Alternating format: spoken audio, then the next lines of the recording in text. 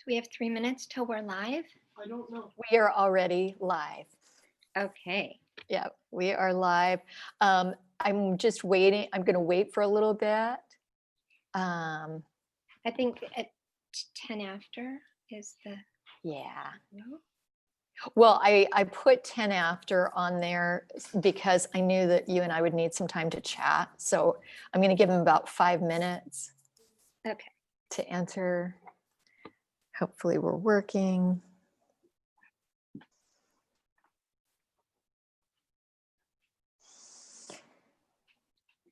And yeah.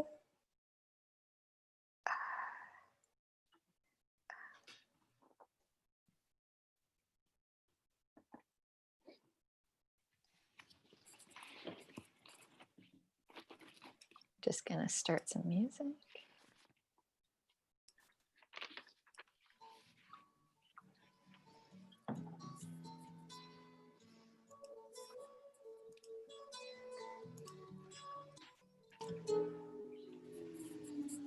Here comes the sun, here comes the sun.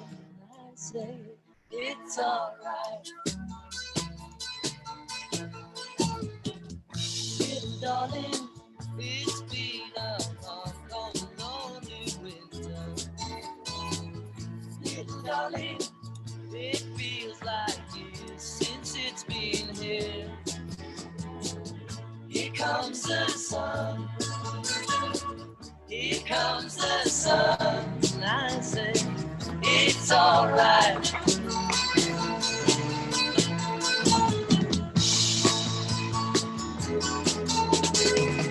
Little darling, the smiles returning to the faces.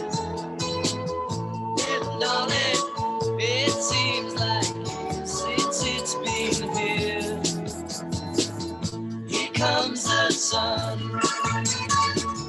Here comes the sun, and I say it's alright.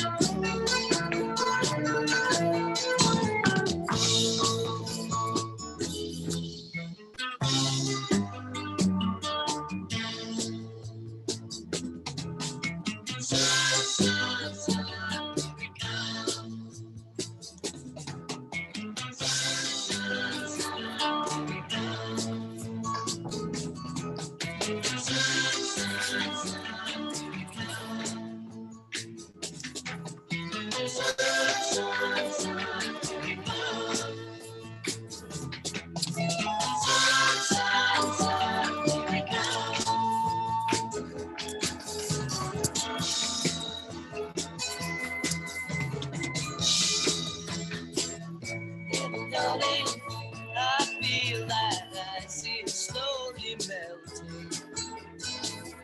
Yeah, darling, it seems like years since it's been clear. Here comes the sun. Here comes the sun. I say it's alright. Here comes the sun. Here comes the sun. It's alright. It's alright.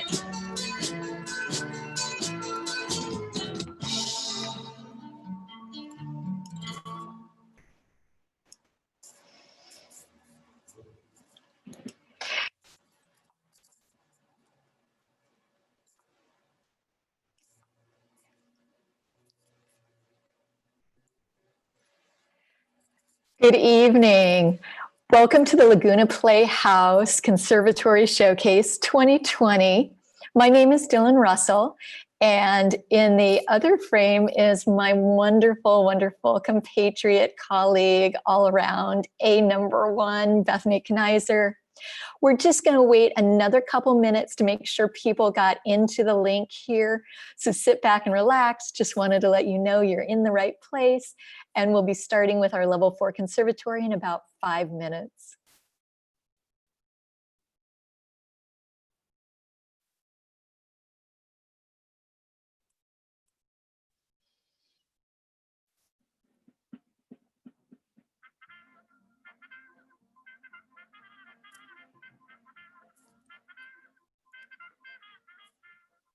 Once again, your hit parade presents the Raymond Scott Quintet in another of its unique rhythm specialties. This time it's a fantasy of the South Pole, the Penguin.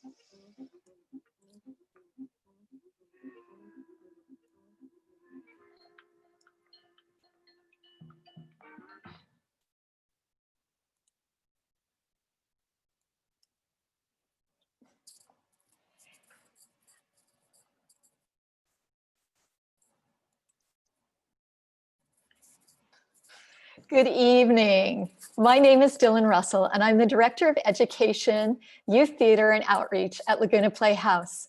It is my great pleasure and pride to welcome you to Showcase 2020.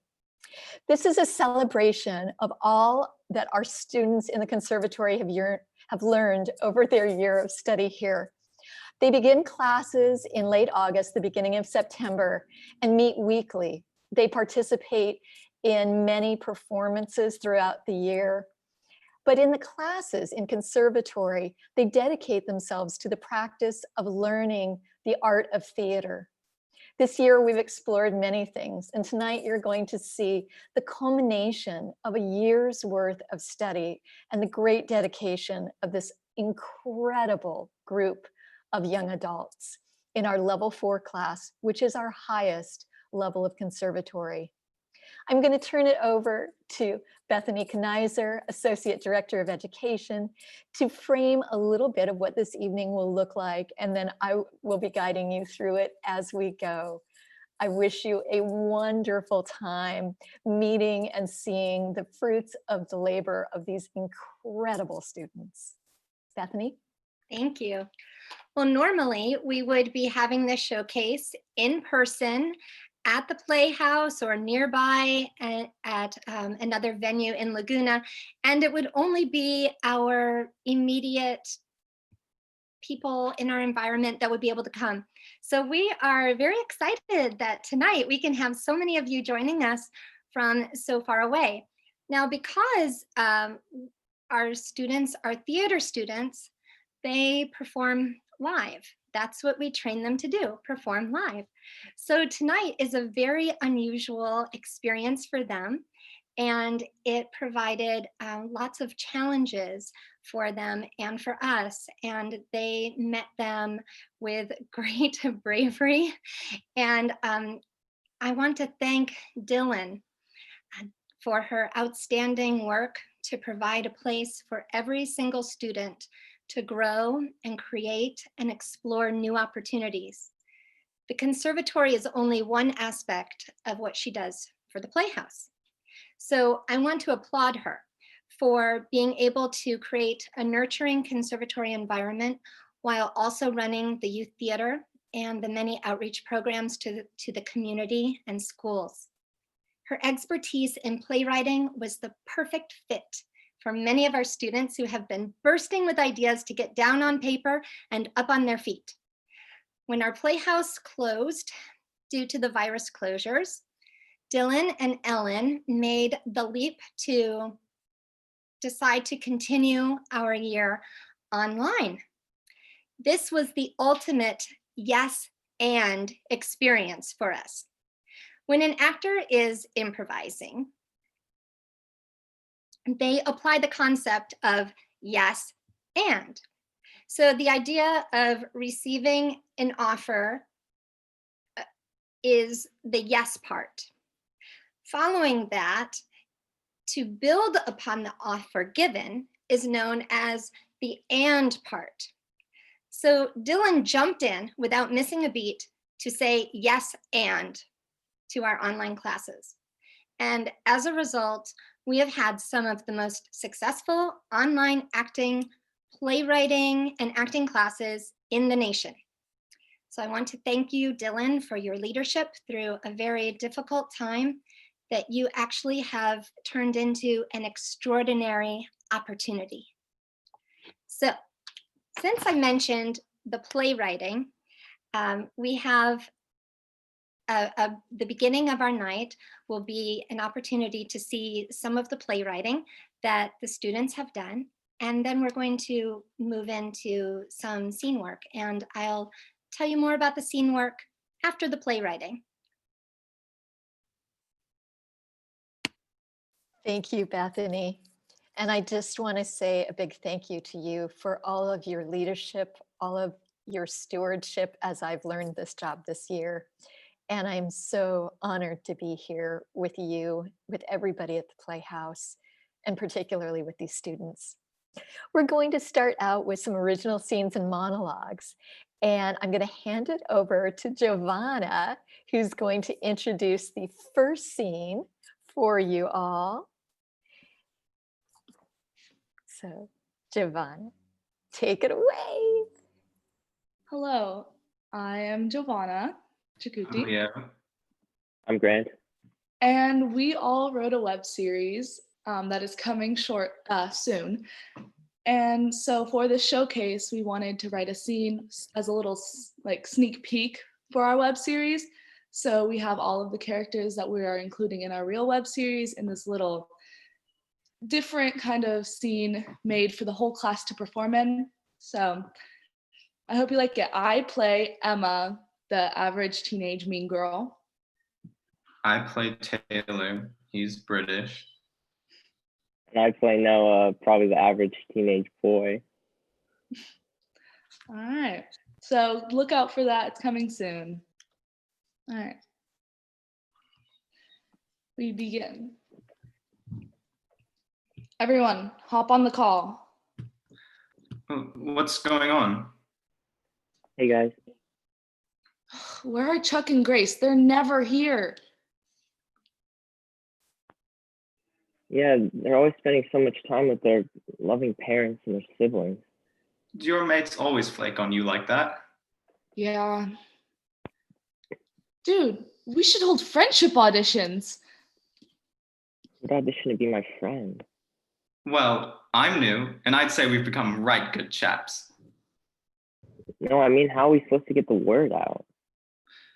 Well, actually, I've been planning this audition thing for a while. I hate Grace. Wait, isn't she your best friend? Yeah, obviously. Anyway, there's a whole list of candidates ready to audition. Hi guys, so sorry I'm late. Did you just kick her? Anyway, here's the first one now. And who are you? Well, the name's Finnegan, but you can call me Finn on account of my craving for catching. Fish, that is. I'm a fisherman. Oh, really? That's nice. What kind of fish do you? Oh, I am so glad you asked. Some of my favorites include goldfish, rainbow goldfish, pretzel goldfish, and extreme cheese blast goldfish. Oh, I kind of like that guy. I can't believe he didn't even mention my favorite, whole grain goldfish. What kind of fish is even in fish and chips? What? If we let him stay, we would have found out. Let's move on. Next person. Hi, I'm Sophia. So, what makes you think you're deserving to be our friend? I'm tall. Is that it? I can talk to dogs. Okay, next. All right, who are you?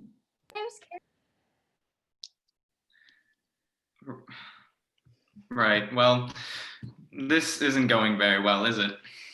Let's see the next person. Hi guys. So, some things you should know about me is that I really like, I'm a really good conversationalist. Did you write notes? It wasn't his line. It wasn't his line. Crap. What? No. These aren't notes. This is I'm a good people person. I don't flake on plans. Did I mention I'm a great conversationalist? Yeah, we can tell. Oh, thanks so much, guys. I'm so grateful. I can tell we're gonna become amazing friends. We're not calling him back. Hey everybody, it's so great to see you guys again. I haven't seen you. Agreed. So, why do you want to be our friend? Well, I don't actually want to be your friend. I just felt the three of you could use someone like moi, since, you know, I'm extremely popular, cool, and not to mention attractive. Oh, sorry. Hold on 1 second. Michael and Sarah are calling me. Who's Michael and Sarah? It's just his foster parents. Foster parents? Ugh, you're adopted? Yikes. Hi, my name is Lindsay H.D. Rose, and I will be performing the song Not Throwing Away My Shot from Hamilton. Thank you, Lin-Manuel Miranda, for saving my life so many times. What? I am not throwing away my shot. I am not throwing away my shot. Hey, yo, I'm just like my country. I'm young, scrappy, and hungry, and I'm not throwing away my shot. I'm gonna get a scholarship to King's College. I probably shouldn't brag, but dag, I amaze and astonish. The problem is I got a lot of brains with no polish. I gotta holler just to be heard with every word I drop knowledge. Thank you. We will be in touch. Oh, hello. What is your name? My name is Luke. And what can you offer to us as your friend? I can't offer much. That's why my parents left me. Oh. Me too. Oh, my parents never actually abandoned me. That was part of the comedy bit I was doing. Here's what I can offer you. I will be the fun, charismatic, extroverted friend you need. I also do stand-up. Oh. Well, show us your stand-up, I guess. Okay. So, my biological father has been coming home late from work recently. You know how that is. No, I'm adopted. You know, this doesn't seem to be working out. I'm gonna go. Noah, some advice. Stop bringing up the fact that you're adopted. Well, that was a right bloody mess. Let's just finish it here. Yeah, I'm sick of this. I don't know. I thought the first guy was kind of cool, but the last guy was kind of mean. Hi guys, I'm so sorry I'm late. I'm Bridget. Nice to Sorry, meet you. auditions are closed. Okay.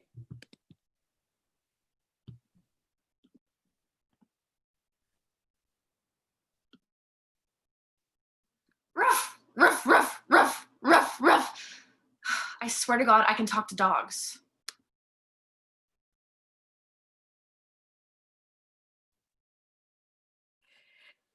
Thank you so much.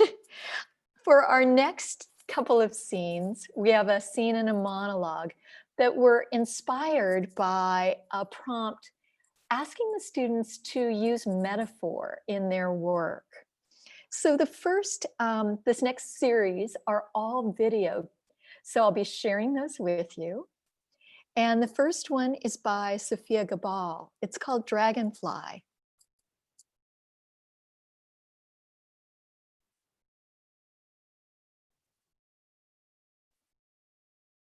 Hi, Xavier.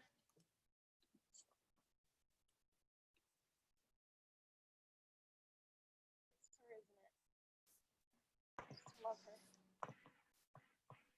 How'd you know? From the way your eyes light up when you see her, or get a text from her. She used to look at me like that. And you? What? Did you look at me or anyone like that? I do.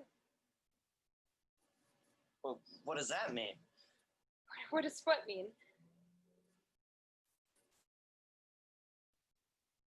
Oh, What? your eyes. My eyes? Who are you texting? What do you mean by my eyes? They lit up. Who are you texting? A childhood friend. We just. Hi, something we Xavier. expected.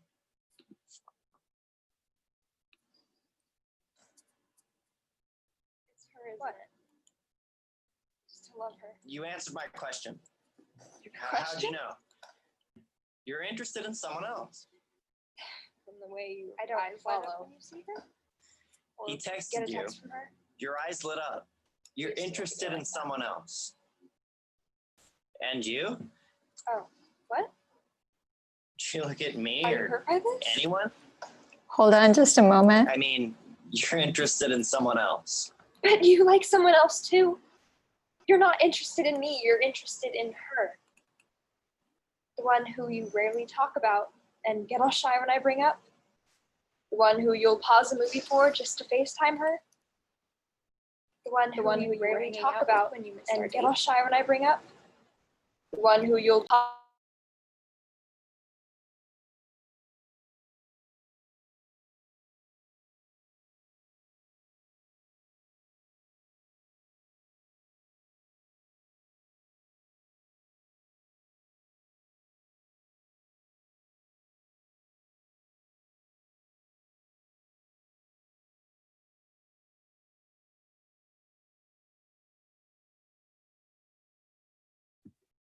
Tap share screen again and then pick which screen you want.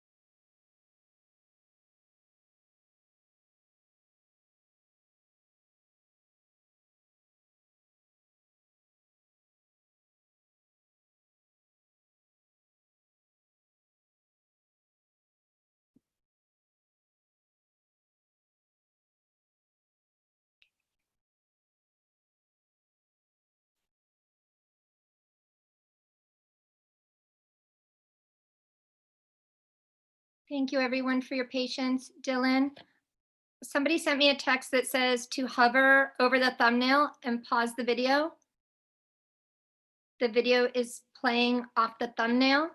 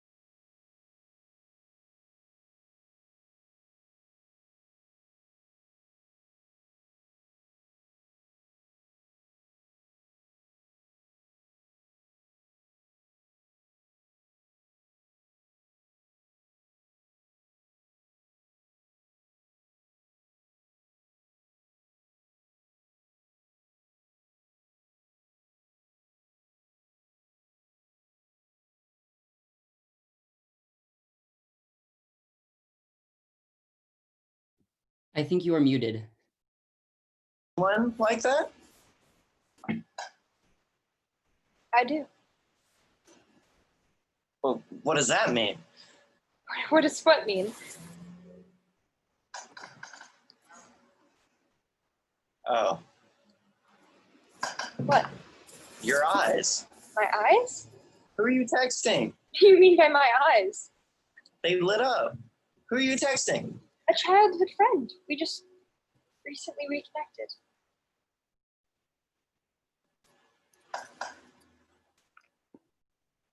What? You answered my question. Your question? You're interested in someone else. I don't follow. He texted you. Your eyes lit up. You're interested in someone else.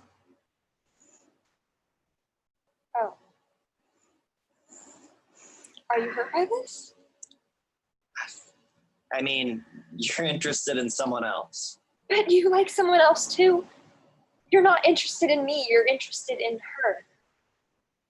The one who you rarely talk about and get all shy when I bring up. The one who you'll pause a movie for just to FaceTime her. The one who you were hanging out with when you missed our date. I've been fine with it because we had faith in each other. We're strong together, we push each other. We have all these beautiful little moments. And I didn't want them to die. I encouraged you to reconnect with her and patch things up because I thought we were fine. I thought we were strong. I didn't think I was interested in someone else. But now you look at her that way. And you look at him that way. And we don't look at each other that way.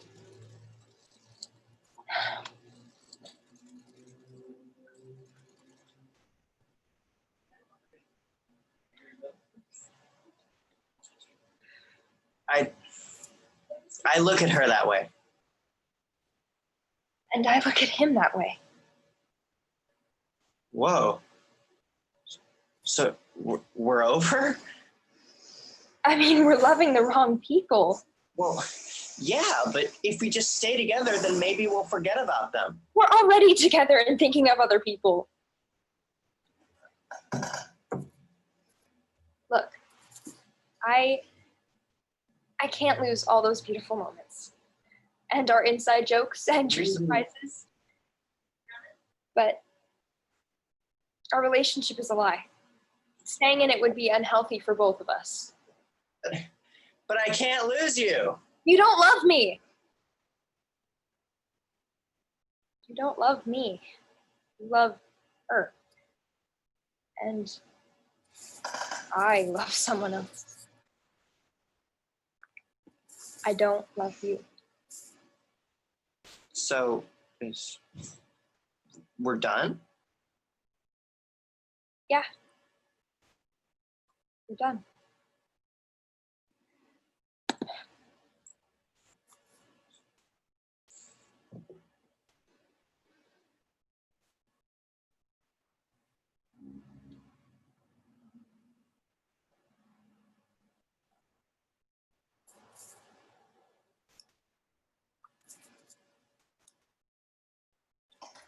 Thank you for your patience as we restarted that wonderful scene with Lindsay Grace Stradwick and Finn Flanagan.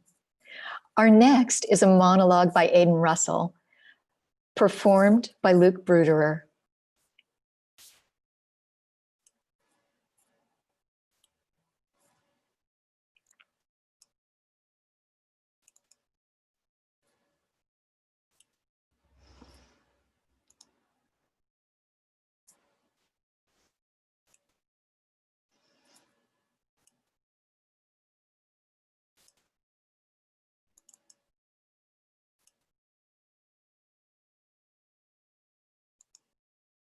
Haven't you ever tried food you knew you didn't like, then suddenly it didn't taste so bad?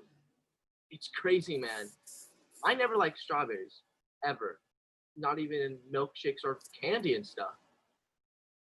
The other day, I thought to myself, hey, why not just eat it? Just to spite my own taste buds, I guess. And to my surprise, it didn't taste horrible. I mean, can you believe it? I mean, it's not like I like strawberries now. Or maybe I do. I don't know. Stop asking hard questions. I guess they're not so bad anymore. Man, I just can't get over how much I like strawberries. Wait, no. I don't like strawberries. Oh, maybe. It's just that strawberry. Yeah, it was that one singular strawberry was okay. None else. Definitely ate strawberries still. I never liked strawberries before. And now all of a sudden one comes along and I like it. It's gotta be a one-time thing. Why can I not stop thinking about this? What if I tried another strawberry and I liked it? No, I'm not gonna do that. I'll never even look at another strawberry for as long as I live.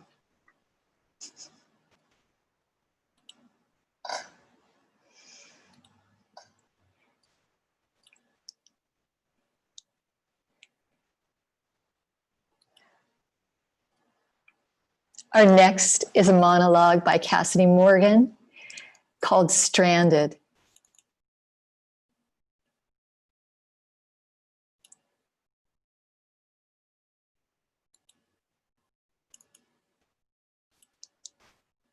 Okay. Is it recording? Okay. Here we go. Dear Julian, I hope you never see this because I hope I never have to see you again. But I've realized something since the last time and hopefully the only time I see you. I need to make peace with you and get you out of my life. I don't know how much longer this quarantine will last, but I know that I can't keep entering a room afraid that you're in some corner. Every time I enter a room, I need to look around to make sure you're not there. I'm so scared, Julian. And sometimes I'm afraid to tell people what you did to me because I'm scared they'll look at me and say, oh, it wasn't that bad. But it was. You hurt me, Julian. I thought you were my friend. I thought you would be there for me and protect me. When I first met you, I thought you were perfect. And that the universe had finally sent me a guy who would love me and be the person I could tell anything to. Now I know that you were just trying to satisfy your horny teenage self. Despite how angry I am at you, there is a part of me that still cares about you. I'm sitting in my room trying to be strong, and all I can think about is I think I still love you. Part of me just wants to forgive you and be friends. That has been the hardest part for me. I don't know if I'll ever not want to be your friend. But I know that I want to be happy. And that doesn't include you. I don't care if this hurts you because you don't deserve my sympathy. Goodbye, Julian, and I hope you have a nice life.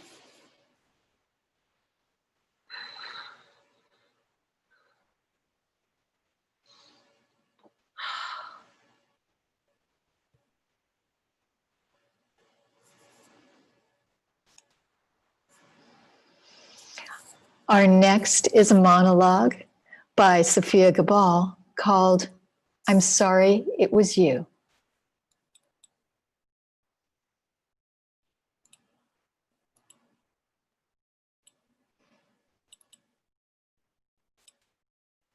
I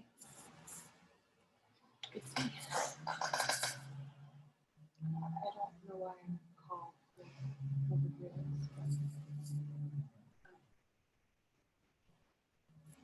I miss you.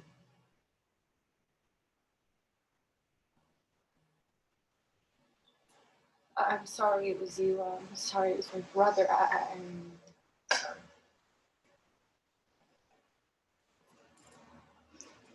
I know it felt like we were just fooling around and stuff, but I really loved you. God, why didn't I say that more? I cared so much about all of these stupid, petty things when really I should have only cared about you.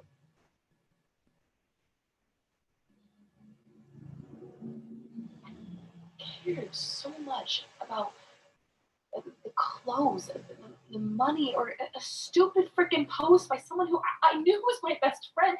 I yelled at you for helping me, and holy shit, you're gone.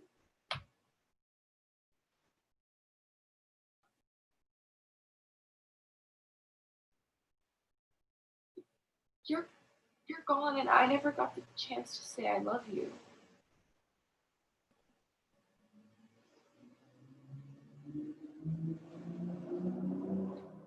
I love you.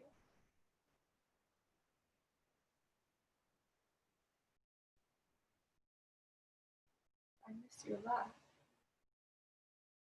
The weird breathy chuckle that I constantly made fun of. I miss your smile, even though you hated it because your teeth are messed up and you never had money for braces, but I love it. God, I'm probably running out of time, but I miss you. I love you. I don't know how you'll hear this, but I feel like you will. And if someone already bought this number, then I'm sorry you had to hear me ramble on to a dead man that I love. But please, just please don't delete this. Don't delete this voicemail. I know that somehow he'll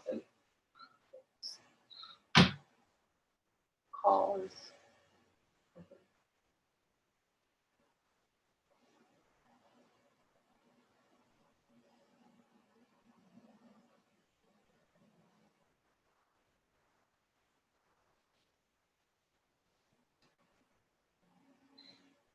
I miss you. And you might never hear this because you're 6 feet underground, but I love you.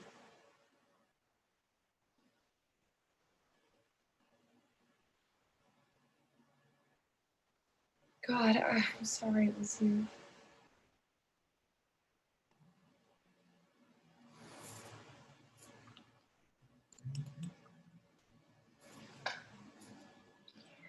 Our next scene is Dearest Lydia, written and performed by Lindsay Grace.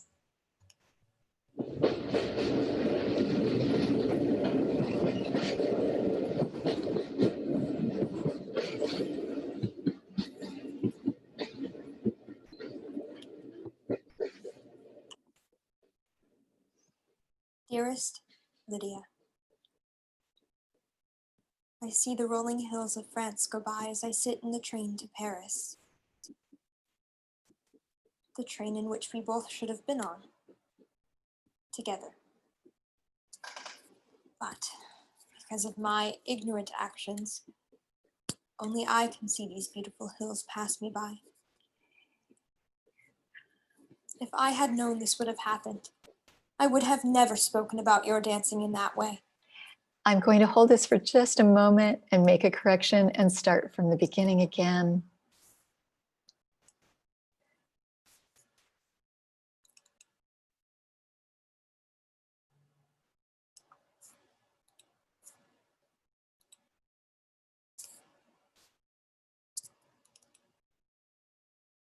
And here is Dearest Lydia.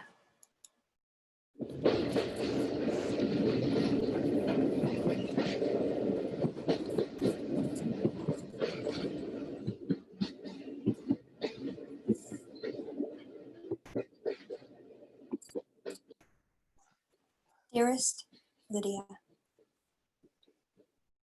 I see the rolling hills of France go by as I sit in the train to Paris.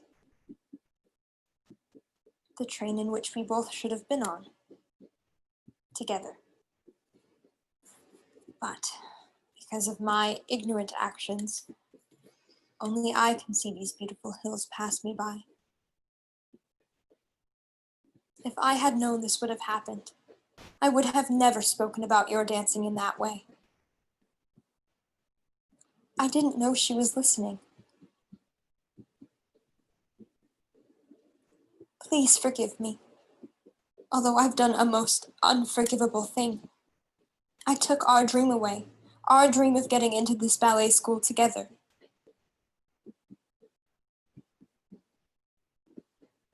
Now I sit alone.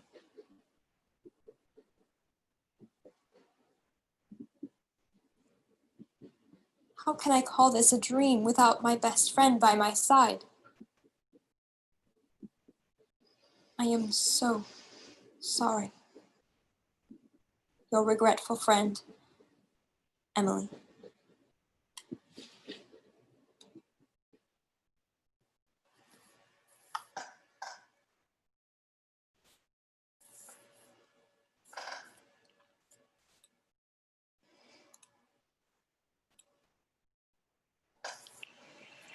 And now I'm going to introduce Bethany to frame the second half of our work for this evening.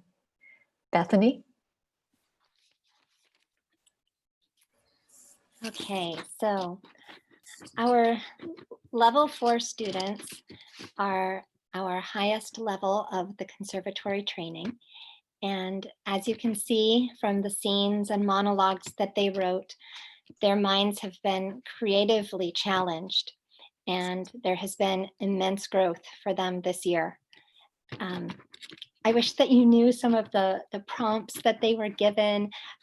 It's amazing what they did with the prompts and their metaphors that they were using to write some of these pieces. This year has been a full year for them. They have worked in the Laban discipline, viewpoints technique, and studying Stanislavski training. Their awareness of connecting with each other and finding new ways to flesh out the lives of their characters has grown by leaps and bounds, and therefore we wanted to challenge them with characters that were complex and give them brilliantly written scenes that would provide them with structure in which to apply the techniques that they've been learning. We chose one of the premier playwrights of the American theater, Tennessee Williams. Not only are his characters an actor's dream for working truthfully and deeply, but he also has a little known Laguna Beach connection. Before his career took off, he spent time here in Laguna Beach on a chicken ranch. Chicken. So, to our students, I hope that this chicken ranch story inspires you. And even though I may embarrass my own children, but because I am my father's daughter, keeping in mind the chicken ranch, I now say to you, my dear students, Brock, a leg.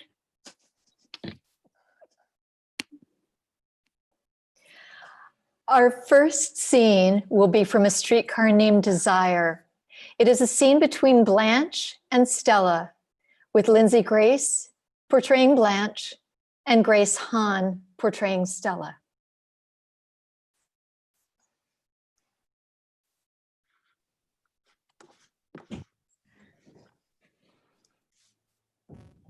Stella?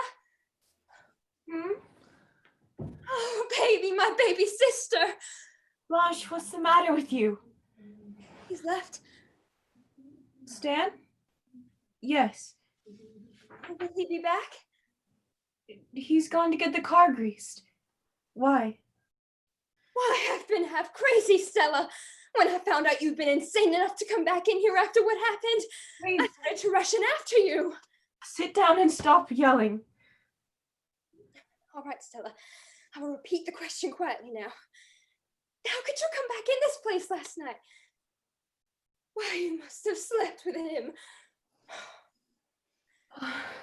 Blanche, I'd forgotten how excitable you are. You're making much too much fuss over this. Am I? Yes, you are, Blanche. I know how it must have seemed to you, and I'm awful sorry it had to happen. But it wasn't anything as serious as it seemed to take.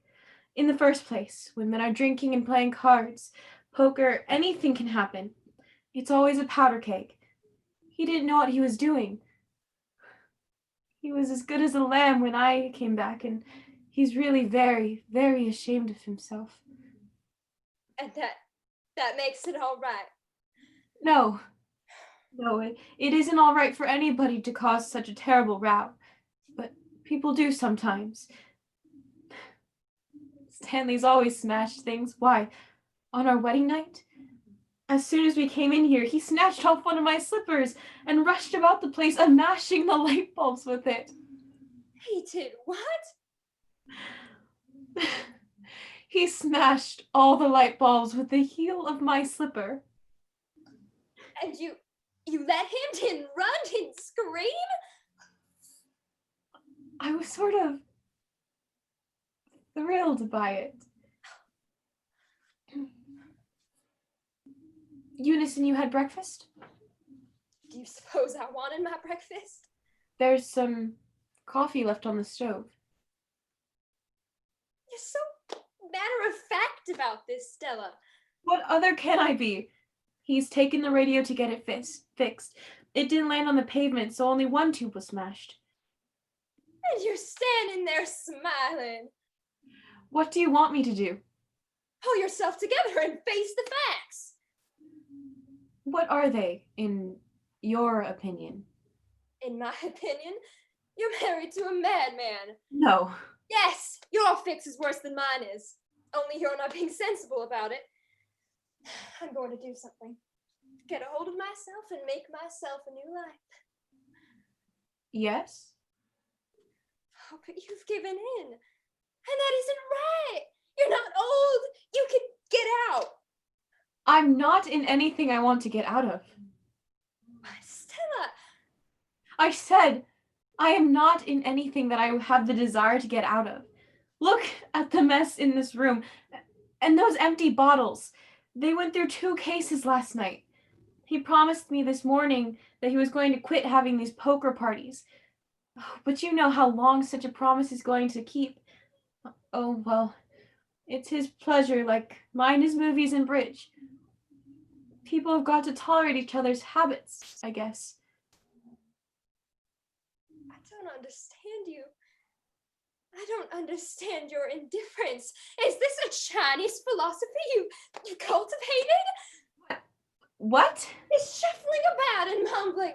1, 2, smash, beer bottles in the kitchen. As if nothing out of the ordinary has happened.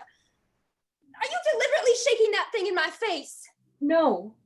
Stop it. Let go of that broom. I won't have you cleaning up after him.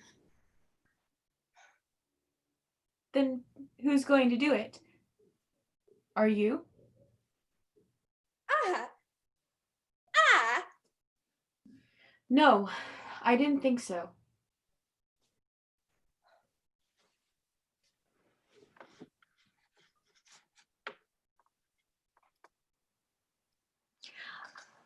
Our next scene is also from A Streetcar Named Desire. It's a scene with Blanche and Mitch in the middle of the poker game. Sophia Gabal will be portraying Blanche, and Luke Bruder will be portraying Mitch.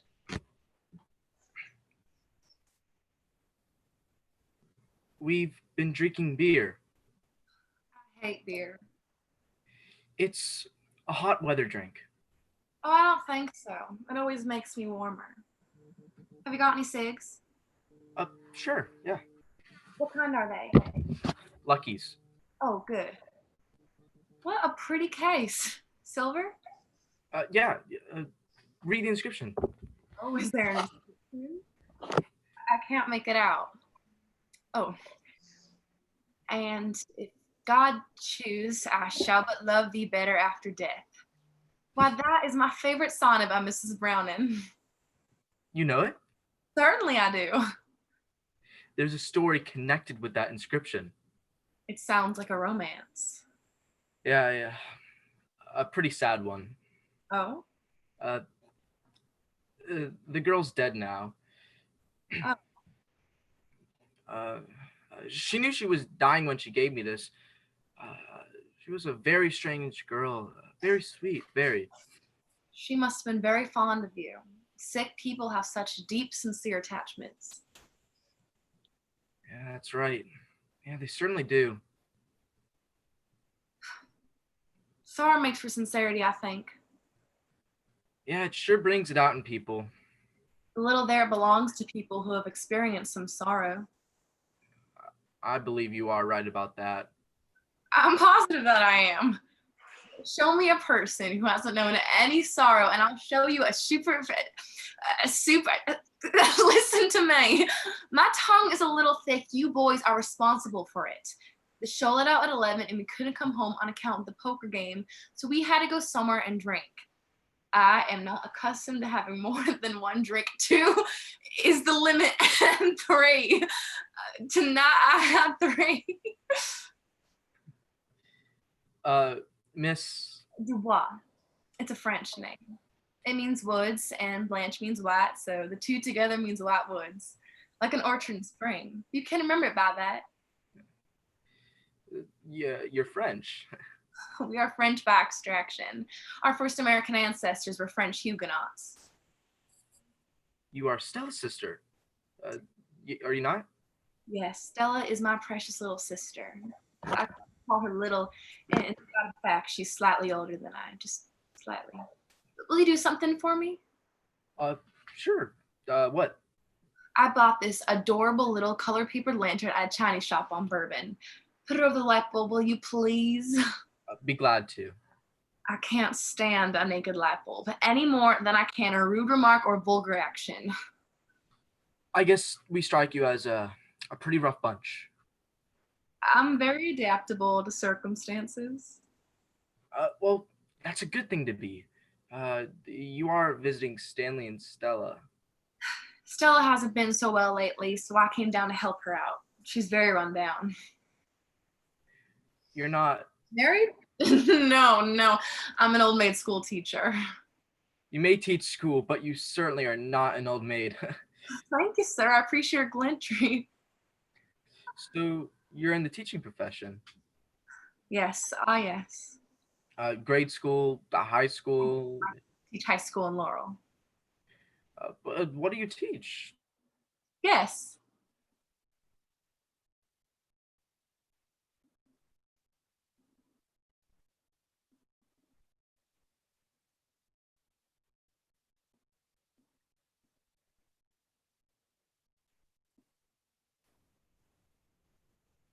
Come on, guess.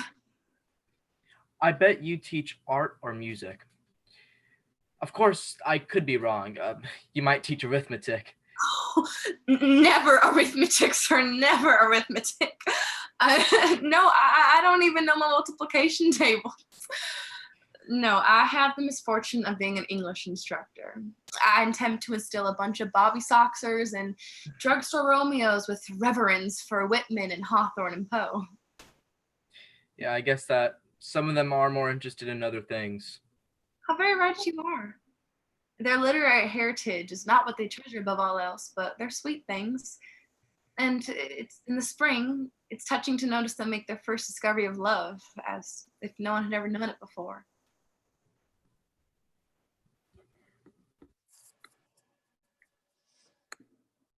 Beautiful. Our next 2 scenes are from the Glass Menagerie. In our first scene that comes from the beginning of the play, we see Bridget Phillips as Amanda, Giovanni Ciccuti as Laura, and Leo Heckma as Tom.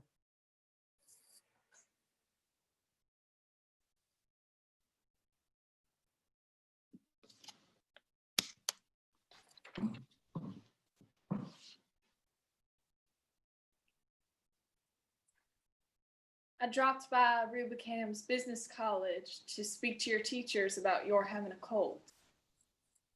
Oh. I spoke to your tapping instructor and introduced myself as your mother. She didn't know who you were. My hands shook so I could barely keep on my feet. $50 tuition. All our plans, my hopes and ambition for you just gone up the spout. Just gone up the spout like that. Laura, where were you going when you had gone on pretending you were going to business college? I've just been going out walking. Walking in winter, deliberately courting pneumonia in that lab coat. Where did you walk to, Laura? All sorts of places, mostly in the park. Even after you started getting that cold? It wasn't as bad as it sounds. I went inside places to get warmed up. Sad where? I went in the art museum and the bird houses at the zoo. I visited the penguins every day. Sometimes I did without lunch and went to the movies. Lately, I've been spending most of my afternoons in the Jewel Box, the big glass house where they raise tropical flowers. You did all this to deceive me. Just for deception? Why? Mother, when you're disappointed, you get that awful suffering look on your face. Just like the picture of Jesus' mother in the museum. Hush! I couldn't face it. So, what are we to do the rest of our lives? Sit at home and watch the parades go by? Amuse ourselves with the glass menagerie, darling? We won't have a business career. No, we've given that up because it gave us nervous indigestion. What is there left but dependency all our lives? After the fiasco at Rubicam's Business College, the idea of getting a gentleman collar for Laura began to play a more and more important part in Mother's calculations. It became an obsession. Like some archetype of the universal unconscious, the image of the gentleman collar haunted our small apartment. What in Christ's name am I Don't you use that expression. supposed to do? Not in my presence. Oh, Have you gone out of your senses? I have, that's true. Driven out. I've got no thing, no single thing Lower your voice. in my life here that I can call my own. Everything Stop is. shouting. Yesterday, you confiscated my books. You had the nerve to. I took that horrible novel back to the library. Yes, that hideous book by that insane Mr. Lawrence. Control the output of diseased minds or the people who cater to them. I will not allow such filth brought into my house. No, no, no. House. Who pays rent on it? Who makes a slave of Dare himself? to. No. I mustn't say things. I've got to just. Let me tell you. I don't want to hear anymore. You will hear more. No, I won't hear more. I'm going out. You come right back in here. Out. Because I'm. Back here, Tom Wingfield. I'm not through with you. Oh, go. Tom! You're going to listen. And no more insolence from you. I'm at the end of my patience. What do you think I'm at? Aren't I supposed to have any patience to reach the end of, Mother? I know it seems unimportant to you. What I'm doing, what I want to do, having a little difference between them. You don't think that. I think you've been doing things that you're ashamed of. I don't believe you go to the movies every night. Coming stumbling. Muttering to yourself like a maniac. You come home and get 3 hours sleep to get up to work in the morning. I can imagine how you're doing down there, moping, doping, because you're in no condition. No, I'm in no condition. What have you got to jeopardize your job? Jeopardize the security of all of us.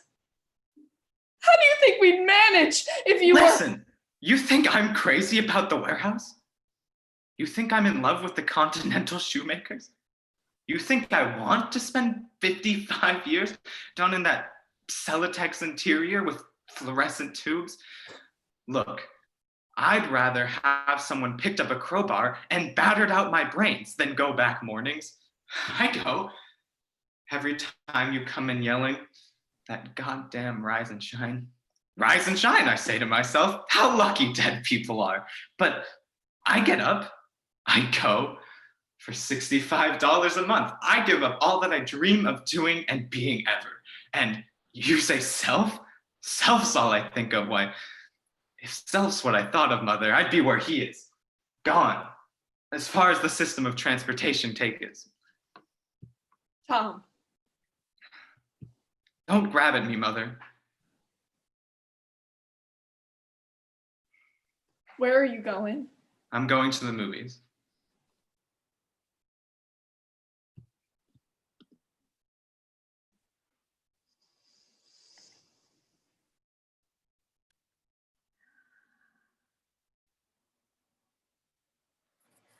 Our next scene also comes from the Glass Menagerie.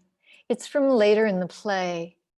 And Tom has gotten a gentleman caller to come have dinner at their house and meet Laura. In this next scene, Caroline Field portrays Laura and Aidan Russell portrays Jim, the gentleman caller.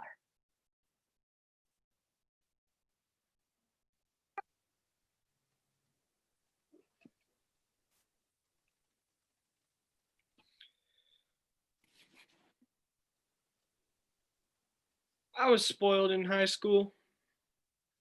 Everybody liked you. Including you?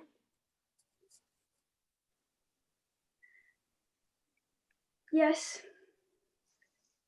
I did. Well. Give me that program, Laura. There you are, better late than never. What a surprise. My signature is not worth very much right now, but someday maybe it'll increase in value. Being disappointed is one thing and being discouraged is another. I'm disappointed, but I'm not discouraged. I'm 23 years old. How old are you? I'll be 24 in June. Well, that's not old age. No. You finished high school? I didn't go back. You mean you dropped out? I made bad grades on my final examinations. How is Emily Meisenbach getting along? Oh, that krauthead? Why did you call her that? Well, that's what she was. Are you not still going with her? I never see her. In the personal section, it said you were engaged. I know, but I wasn't impressed by that propaganda. Oh.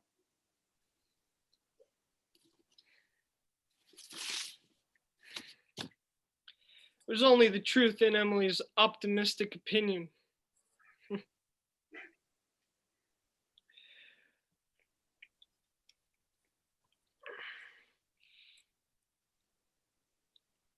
Well, what have you done since high school, Laura? Nothing much. Oh, you must have been doing something these 6 long years. Yes. Well, such as what? Haven't done anything much. Oh, please don't think I just sit around doing nothing. My glass menagerie takes a great deal of my time. Glass is something you have to take care of, you know? I'm sorry, what did you say about glass?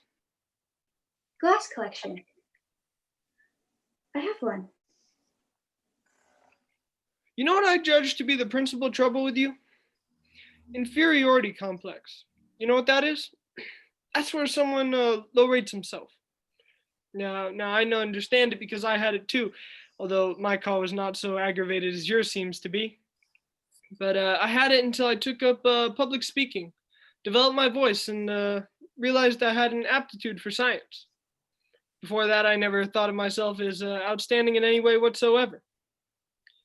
Now, I've never really made a regular study of it, but I have a friend who says I can analyze people better than some doctors who make a profession of it. Now, I don't necessarily claim that to be true, but I sure can guess a person's psychology, Laura. Now, oh, excuse me, Laura. I always take it out when the flavor's gone. Here, I'll use this scrap paper to wrap it in. I know how it is to get it stuck on a shoe. All right. Yeah, that's what I judge to be your principal trouble, is a lack amount of faith in yourself as a person. You don't have the proper amount of faith in yourself.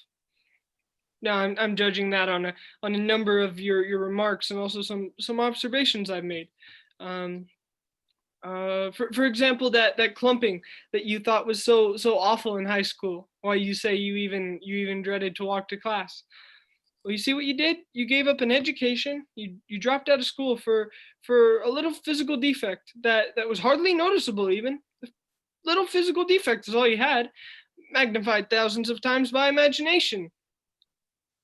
Why, you know what my strong advice to you is, Laura? Think of yourself as superior in some way. In what way would I think? Why, man alive, Laura, just look about you. What do you see? A mess of people, all of them born, all of them going to die. Which one of them has 1/10 of your good points? Or mine, or anyone else's for that matter? Why, everybody excels in something, some in many. Trick is to figure out what. Why, take me for instance. My interest lies in the field of electrodynamics. I'm taking a course in radio engineering at night school, Laura, on top of a fairly responsible job at the warehouse. I'm taking that course and studying public speaking. Oh. Because I believe in the future of television.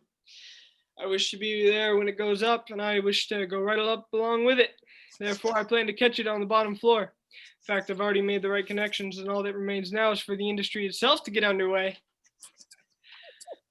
Knowledge, money, power. That's the cycle democracy's built on. I guess you think I think a lot of myself. No. Well, now what about you? There has to be something that you take more interest in than anything else. Well, I do, as I said, have my glass collection. I'm not sure I know what you're talking about. What kind of glass is it? Little articles of it. They're ornaments mostly. Most of them are little animals made of glass. The tiniest animals in the world. Here's an example if you'd like to see it. It's one of the oldest. It's almost 13. I'd better not take it. I'm pretty clumsy with such things. Go on, I trust you with him. There now. You're holding him gently. Hold him up to the light. He loves the light. See how the light shines right through him? Oh, it sure does shine. Say, what kind of thing is this one supposed to be anyways? Have you noticed the single thorn on its forehead? A unicorn, huh? Mm-hmm. Say, unicorns, aren't they extinct in the modern world? I know. Oh, poor little fellow, he must feel some sort of lonesome. I mean, he sits on a shelf with a bunch of other horses, and he doesn't seem to complain at all. How do you know? Well, I haven't heard any arguments among them. No arguments, huh? Well, that's a good sign. Say, where shall I set him? Set him on the table. They like a change of scenery once in a while.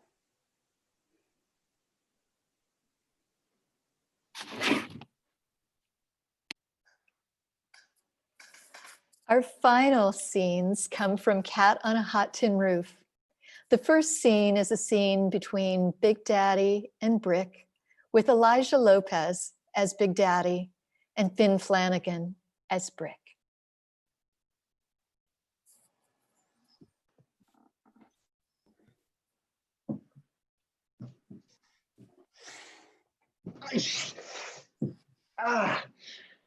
Big Daddy, give me my crutch.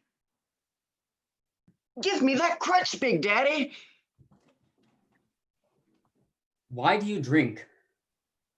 I don't know. Give me my crutch.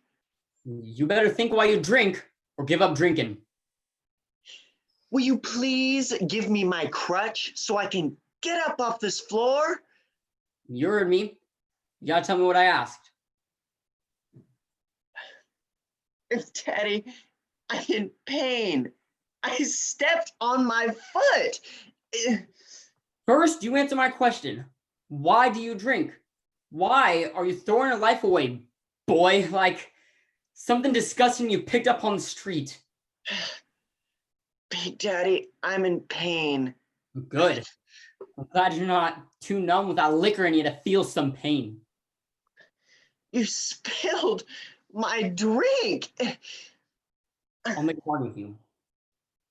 You tell me why you drink, and I'll hand you one. I'll pour you the drink and hand it to you myself. Why do I drink? Yeah. Why? Give me a drink and I'll tell you. Tell me first. I'll tell you in one word. What word? Disgust.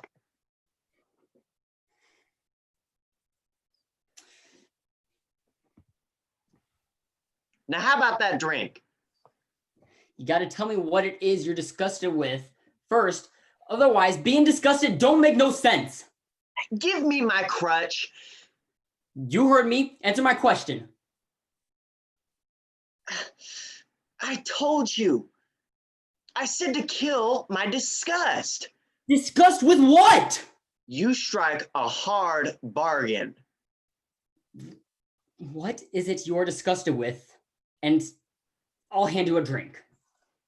I can hop on one foot, and if I fall, I can crawl. You want a drink that bad? Yeah, I want it that bad.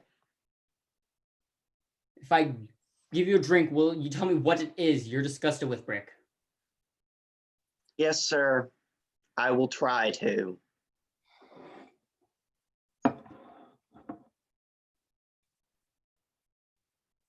Have you ever heard the word mendacity? Sure. Mendacity is one of them $5 words that cheap politicians throw back and forth at each other. You know what it means? Don't you mean lion and liars? Yes, sir. Lying and liars. Has someone been lying to you? Who's been lying to you? Has Margaret been lying to you? Has your own wife been lying to you about something, Brick? Not her. That wouldn't matter. And who's been lying to you and what about? No one single person. No one lie. Then what? What then, for Christ's sake? The whole thing. Got a headache? No, I'm trying to concentrate, but you can't because your brain's all soaked with liquor. Is that the trouble? Wet brain! What do you know about this mendacity thing? Hell, I could write a book on it. Don't you know that? I could write a book on it and still not cover the subject. Hell, I could write a goddamn book on it and still not cover the subject anywhere near enough. Think of all the lies I gotta put up with. Pretenses. Ain't that mendacity? Having to pretend stuff you don't think, feel, or have any idea of. Having to, for instance, act like I care for Big Mama. I haven't been able to stand the sight, sound, or smell of that woman for 40 years now. Having to act like I love that son of a bitch Gooper and his wife May and all those 5 same creatures. Jesus, I can't stand them. Like parrots in a jungle.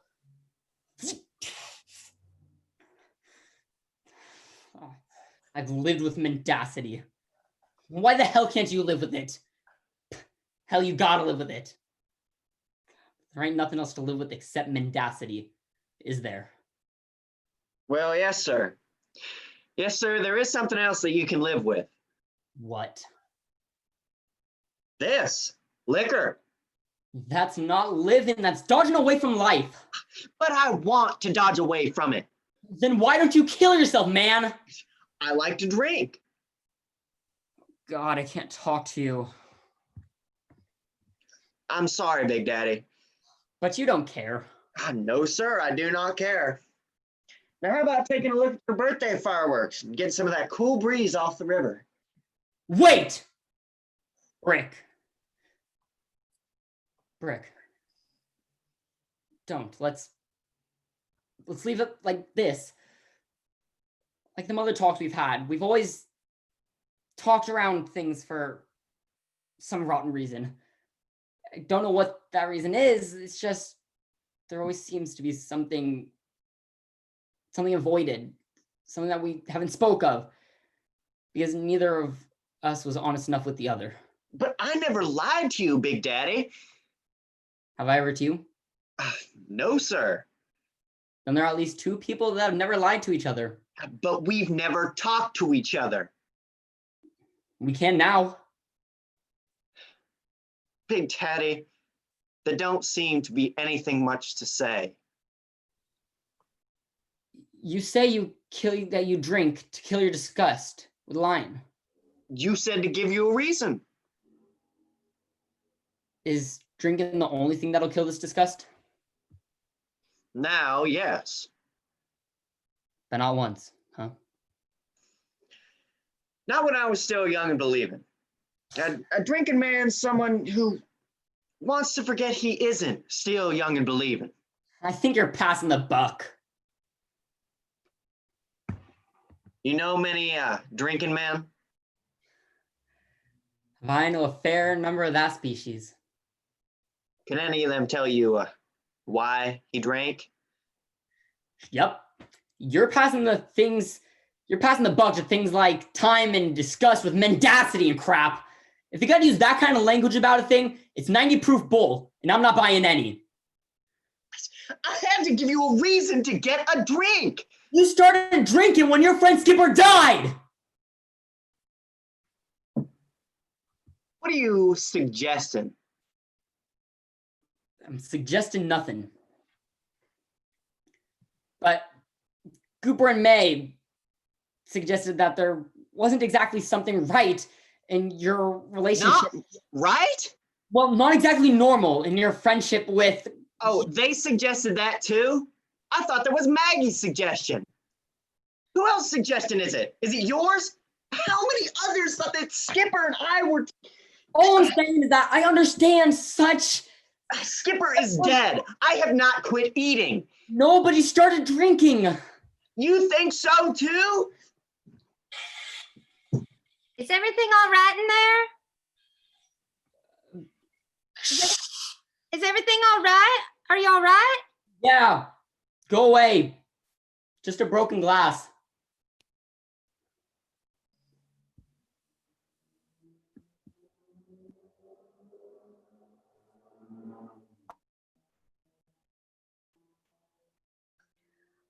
Our final scene this evening also comes from Cat on a Hot Tin Roof.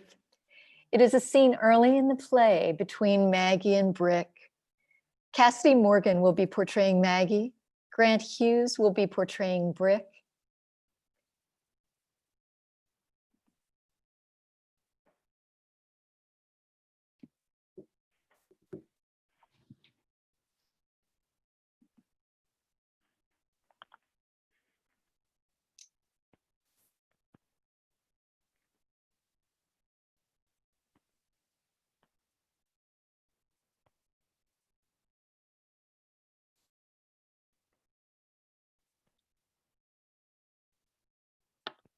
Why are you looking at me like that? Like what, Maggie? The way you were looking at me just now, before I caught your eye in the mirror. I don't know how to describe it, but it froze my blood. I've caught you looking at me like that so often lately. What are you thinking of when you look at me like that? I wasn't conscious of looking at you, Maggie. Well, I was conscious of it. What were you thinking? I don't remember thinking of anything, Maggie. Don't you think I know that? Don't you think I know that? Know what, Maggie? That I've gone through this hideous transformation, become hard, frantic, cruel.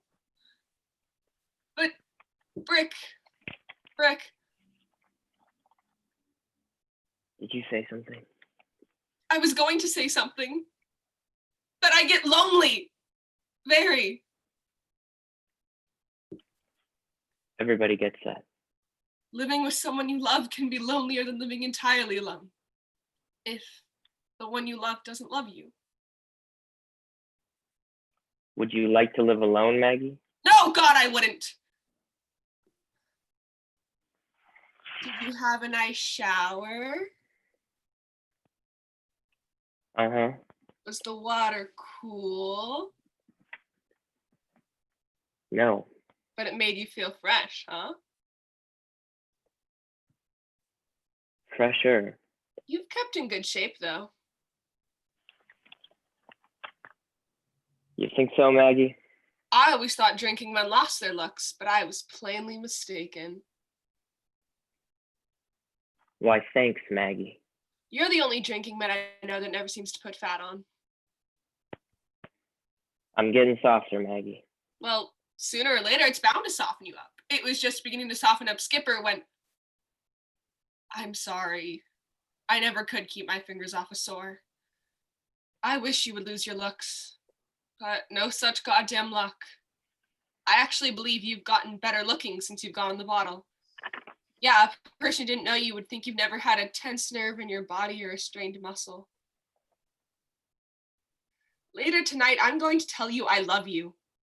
And maybe by that time, you'll be drunk enough to believe me. Yes, they're playing croquet. Big Daddy is dying of cancer. What were you thinking of when I caught you looking at me like that? Were you thinking of Skipper? Oh, excuse me, forgive me, but laws of silence don't work. No, laws of silence don't work. Laws of silence don't work. When something is festering in your imagination or in your memory, laws of silence don't work. It's just like shutting a door on a house on fire in hope of forgetting that the house is burning, but not facing a fire does not put it out. Silence about a thing just manifests it. It grows and festers in silence, becomes malignant. Get dressed, Brick. I've dropped my crutch. Lean on me. No, just give me my crutch. Lean on my shoulder. I don't want to lean on your shoulder. I want my crutch. Are you going to give me my crutch, or do I have to get down on the floor on my knees and get it myself? Thanks. You mustn't scream to each other. The walls in this house have ears. But that's the first time you've raised your voice in a long time, Brick. A crack in the wall of composure. I think it's a good sign. A sign of nerve in the player on the defensive. It just hasn't happened yet, Maggie. What?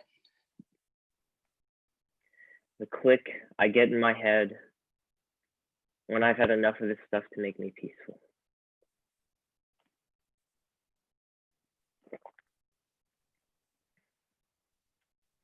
Will you do me a favor? Maybe I will. What favor? Just keep your voice down. I'll do that favor. I'll speak in a whisper. If not, shut up completely. If you will do me a favor and make that drink your last one till after the party. What party? Big Daddy's birthday party. Is this Big Daddy's birthday? You know this is Big Daddy's birthday. No, I don't. I forgot. Well, I remembered it for you. Good for you, Maggie. You just have to scribble a few lines on this card. You scribble something, Maggie. It's got to be your handwriting. It's your present. I've given him my present. It's got to be your handwriting. I didn't get him a present. I got one for you.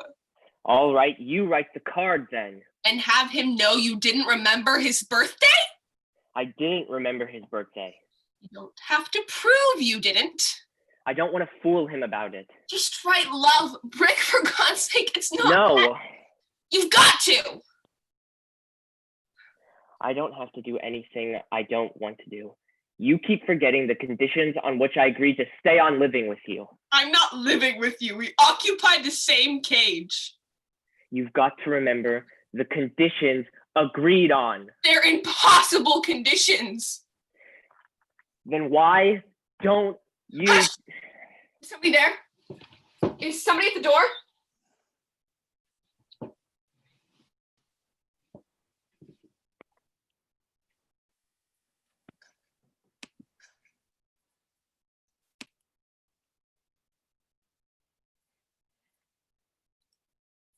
I want to offer a huge round of applause for our wonderful students, and I want to invite them all to come back on screen. Bravo, bravo, bravo. You guys were so wonderful. I just want to take these last few minutes to thank all of them for their incredible work tonight. I want to thank Ellen Richard and Annie Wareham for supporting the education program so immensely. I'm so grateful for all that they do, that we are able to in turn bring to our students and our youth productions. I want to thank Amy Field for being our Playhouse president this year. She was an amazing, amazing gift as we had this transition year, and I so deeply appreciate everything that she did to help Bethany and I through the entirety of the year. And I want to thank Beltria Roman for her IT support for this evening. But most of all, I want to thank all of these incredible students who have shown us the breadth and depth of their range from their writing and acting, and the amazing way they took on these characters tonight. You are extraordinary. You are a gift. And I am so thrilled to be a part of your life. Bethany, do you want to add in? I just wish that you could hear all the applause in all the living rooms from all over the country tonight. Yeah. You guys were incredible. So take a little collective bow. Here we go.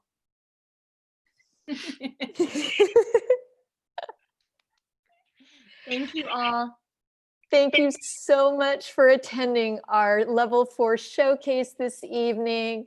We'll be back in the fall with more conservatory, more performances. And this summer, we have some online summer camp classes for those of you that would like to take a class no matter where you live. You can join us virtually and do some playwriting and some musical theater and some acting. And thank you again for attending tonight, for supporting our students, and for supporting the work here at Laguna Playhouse. Have a wonderful, wonderful evening, and we'll see you soon. Good night. Good night.